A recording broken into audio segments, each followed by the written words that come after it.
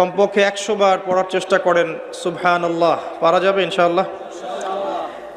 100 বার চেষ্টা করেন সুবহানাল্লাহি ওয়া বিহামদিহি, সুবহানাল্লাহি ওয়া বিহামদিহি।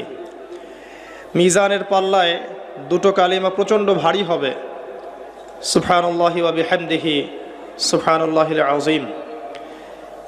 চেষ্টা করেন প্রত্যেক দিন কমপক্ষে 100 বার এতটুকু বলা, আস্তাগফিরুল্লাহ ওয়া আতুবু ইলাইহি, আস্তাগফিরুল্লাহ ওয়া আতুবু ইলাইহি।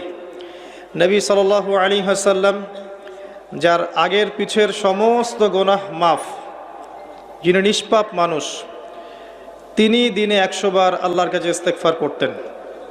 সেখানে আমাদের কতবার পড়া উচিত আমরা নিজেরাই বুঝতে পারছি। কমপক্ষে 100 বার বলতে চেষ্টা করি আস্তাগফিরুল্লাহ ওয়া আতুবু ইলাইহি।